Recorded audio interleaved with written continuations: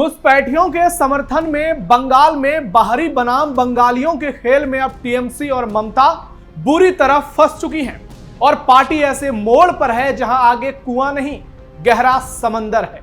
जो ममता देश के चुने हुए प्रधानमंत्री को, देश के गृह मंत्री को, देश के चुनाव अधिकारियों और सीबीआई ऑफिसरों को बाहरी बताती थी, अब उनसे बीजेपी सीधा सवाल कर रही है कि अगर ये लोग बाहरी हैं तो यूसुफ पठान कौन है, शत्रुघ्न सिन्हा कौन है, कीर्ति झा आजाद कौन है और डेरेक ओब्रायन कौन है।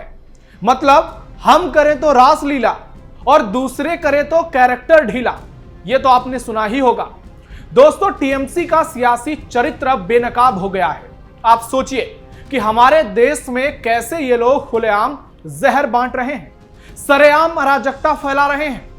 बंगाल में चुनाव होगा तो मोदी बाहरी, बिहार में चुनाव होगा तो मोदी बाहरी। जनता को गुमराह करने के लिए, सत्ता का खेल खेलने के लिए ये लोग कितनी बड़ी घिनौनी साजिश कर रहे हैं। लेकिन अब बीजेपी ने ममता बनर्जी के बंगाली बनाम बाहरी वाले दांव की जबरदस्त काट खोजी है और पार्टी बहरामपुर से टीएमसी सांसद और टीम इंडिया के पूर्व क्रिकेटर यूसुफ पठान का नाम लेकर ममता बनर्जी के बंगाली स्मिता के दावे पर ही टीएमसी को जबरदस्त अंदाज में घेर रही है।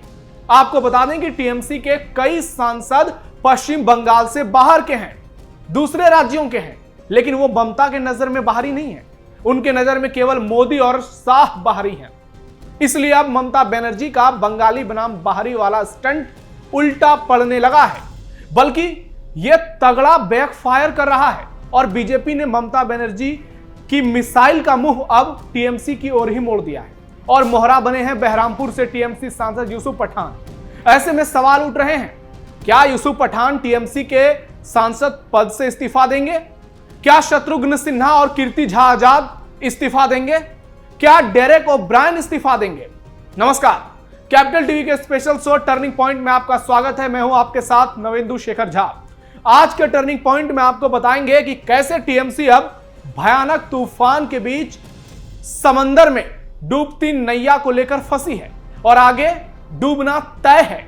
वीडियो बहुत शानदार होगी, लास्ट तक जुड़े रहिएगा। ममता बनर्जी को लगा सबसे बड़ा झटका, सांसद यूसुफ पठान की जाएगी सांसदी। टीएमसी से कई सांसदों का होगा इस्तीफा। बंगाली स्मिता पर clean bowled Mamata Banerjee. Yusuf Pathan TMC के सांसद पश्चिम बंगाल में बीजेपी के निशाने पर हैं। गुजरात के वडोदरा में भी उनके मकान पर बुलडोजर एक्शन की तैयारी चल रही है। खतरा मंडरा रहा है। वडोदरा नगर निगम ने यूसुफ पठान को निगम के प्लॉट से अतिक्रमण हटाने का नोटिस भेजा था, जिसके खिलाफ वो गुजरात हाईकोर्ट गए थे और हाईकोर्ट से यूसुफ पठान की अर्जी खारिज हो गई। कोर्ट ने नगर निगम को जमीन वापस लेने की भी हिदायत दे डाली है। खास बात यह है कि निगम ने नोटिस उनको सांसद बनने के बाद भेजा था। अब तक तो ममता बनर्जी ही बीजेपी नेताओं को बाहरी बताकर हमला बोला करती थी, लेकिन अब बीजेपी टीएमसी नेता की कमजोर कड़ियों को खोज कर ममता पर हमले कर रही है। पश्चिम बंगाल में भाषा के नाम पर आंदोलन चला रही ममता बनर्जी के खिलाफ केंद्रीय मंत्री सुकांता मजुमदार ने मोर्चा खोल दिया है और पिछले कुछ दिनों से वो टीएमसी नेता के खिलाफ ही बंगाली बनाम बाहरी मुद्दे को आगे बढ़ाने की कोशिश में लगे हैं। बीजेपी नेता का कहना है कि ममता बनर्जी की नीतियां पश्चिम बंगाल के स्थानीय लोगों के हितों के खिलाफ है और टीएमसी बाहरी लोगों को ही बढ़ावा दे रही है, घुसपैठियों को बढ़ावा दे रही है। जिस तरह से यूसुफ पठान का नाम लेकर बीजेपी ममता बनर्जी के खिलाफ बंगाली बनाम बाहरी का मुद्दा उठा रही है, भाषा आंदोलन के लिए यह मजबूत काउंटर अटैक साबित हो सकता है। दूसरी ओर शत्रुघ्न सिन्हा हो, कीर्ति झा आजाद हो, डेरेक ओब्रायन को लेकर भी पार्टी पर निशाना साधे जा रहे हैं और सुकांता मजुमदार के अलावा सुवेंदु अधिकारी और दिलीप घोष जैसे नेता ने ममता बनर्जी की नींद उड़ा दी है। बंगाली बनाम बाहरी के मुद्दे पर फंसी ममता। 2021 के पश्चिम बंगाल विधानसभा चुनाव में भी ममता ने बंगाली बनाम बाहरी की बहस शुरू कर इसे एक बड़ा मुद्दा बना दिया था। जैसे वो बीजेपी के जय श्री राम के स्लोगन को लेकर आक्रामक हो जाती थी। बिल्कुल वो पीएम नरेंद्र मोदी और केंद्रीय मंत्री अमित शाह को बाहरी बता देती थी, निशाना साधती थी। तब बंगाल में होने वाली हर घटना के लिए वो बाहरी लोगों के बहाने बीजेपी को टारगेट किया करती थी। पश्चिम बंगाल बीजेपी के अध्यक्ष रह चुके सुकांता मजूमदार ने उसी हथियार का मुंह अब ममता बनर्जी की ओर मोड़ दिया है। ममता के हाल के हमलावर तेवर और आंदोलन के जवाब में सुकांता ने कहा कि बंगाल को चलाने के लिए बंगाली तैयार हैं। उन्होंने कहा कि आपके जाने का समय आ गया है। आपने बंगालियों का जितना नुकसान किया है उतना बंगाल का किसी ने भी नुकसान नहीं किया। और फिर उसी लहजे में पूछ बैठते हैं, अगर बंगालियों का आपको इतना ही ख्याल होता तो आप यूसुफ पठान को यहां नहीं लाती। बतौर क्रिकेटर खासे लोकप्रिय रहे यूसुफ पठान को ममता बनर्जी ने 2024 के लोकसभा चुनाव में बहरामपुर से कांग्रेस के लोकसभा में तब के विपक्ष के नेता रह चुके अधीर रंजन चौधरी के खिलाफ चुनाव लड़ाया था, जिन्होंने हाल में ममता पर 40 लाख अवैध घुसपैठियों को वोटर बनाने का बड़ा आरोप लगाया। ममता का यह प्रयोग कारगर साबित हुआ। यूसुफ पठान ने अधीर रंजन चौधरी को चुनाव में हरा दिया और अधीर रंजन की हालत खराब हो गई। यूसुफ पठान गुजरात से आते हैं और बीजेपी को ममता बनर्जी को घेरने का एक शानदार मुद्दा मिल गया है और मौका भी अब आगामी चुनाव का है। ऐसे में ममता की राह कठिन होती जा रही है। यूसुफ पठान को ममता बनर्जी बंगाली तो साबित नहीं कर पाएंगे, जिस तरह वो मोदी और अमित शाह को गुजराती साबित करने में लगी थी। वो ऐसे नेताओं को बाहरी बताकर लोगों को गुमराह करती थी। भला उसी पैमाने पर यूसुफ पठान का बचाव अब वो कैसे करेंगे, ये एक बड़ा सवाल है। बांग्ला कार्ड या ममता का चुनावी मैनेजमेंट। बांग्ला भाषा को लेकर ममता बनर्जी हर कुछ दिन पर कोई ना कोई नया फरमान लेकर आती है। पश्चिम बंगाल सरकार ने नए आदेश में साइन बोर्ड पर सबसे ऊपर बांग्ला में नाम लिखना जरूरी कर दिया। कुछ दिन पहले ही ऐसे ही बंगाल के तमाम सिनेमा घरों में और मल्टीप्लेक्स में प्राइम टाइम शो के दौरान एक बंगाली फिल्म दिखाना अनिवार्य कर दिया। अपने नेताओं को बांग्ला में भाषण देने की सलाह दे दी और इसके बाद सभी को ममता ने बंगाली बोलने की अपील की। ममता का यह संदेश प्रवासी मजदूरों के लिए भी था कहने को, वैसे वो हैं घुसपैठिए। ममता बनर्जी का कहना है कि बंगाली में ज्यादा बोलो और डरो मत। हम साफ साफ कहना चाहते हैं कि हमें अपनी मातृभाषा बंगाली ही बोलेंगे, लेकिन हम दूसरी भाषाओं का सम्मान करते हैं।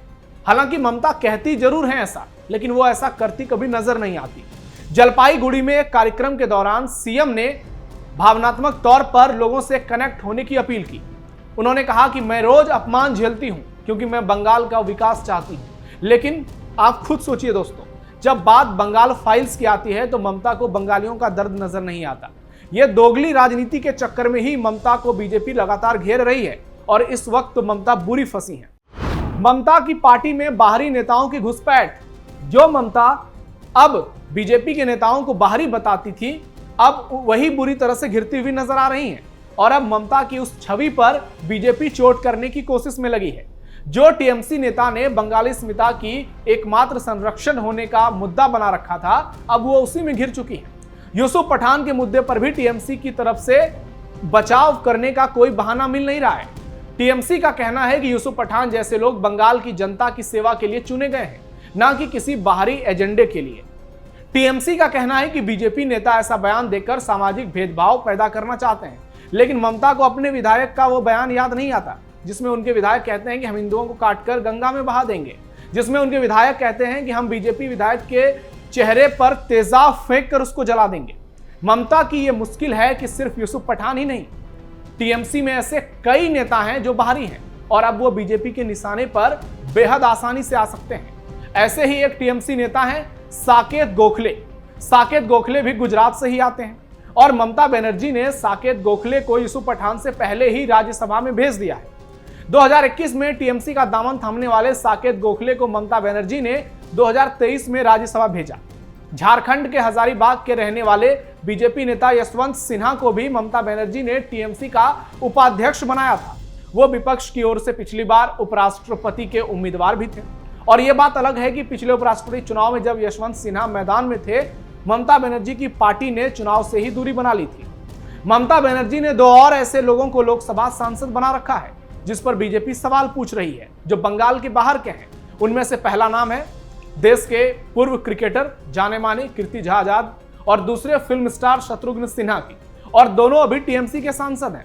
शत्रुघ्न सिन्हा आसनसोल लोकसभा सीट से सांसद हैं और कीर्ति झा आजाद वर्तमान में दुर्गापुर से सांसद हैं और बाहरियों के दायरे में बीजेपी ममता बनर्जी के सबसे करीबी और भरोसेमंद और बड़े नेताओं में से एक डेरेक ओब्रायन को भी आसानी से निशाना बना रही है। बेशक डेरेक ओब्रायन बांग्ला भाषा बोलते हैं, लिखते हैं, पढ़ते भी हैं, लेकिन वो आयरिश मूल के हैं और एंग्लो इंडियन क्रिश्चियन समुदाय से आते हैं। कोलकाता में भी इस समुदाय की छोटी सी आबादी रहती है। 1860 में डेरेक ओब्रायन का परिवार भारत आया और पूर्वजों ने बंगाली परिवार में शादी की और वो भी आज ममता बनर्जी के भाषा आंदोलन के खास नुमाइंदे बने हुए हैं। हालांकि ये सो कॉल्ड आंदोलन ही है। पश्चिम बंगाल में अगले साल यानी 2026 में विधानसभा के चुनाव होने वाले हैं और ममता बनर्जी भी चुनाव की तैयारियों में लगी है और अब बीजेपी भी उसी मिशन को आगे में बढ़ाने में लगी हुई है।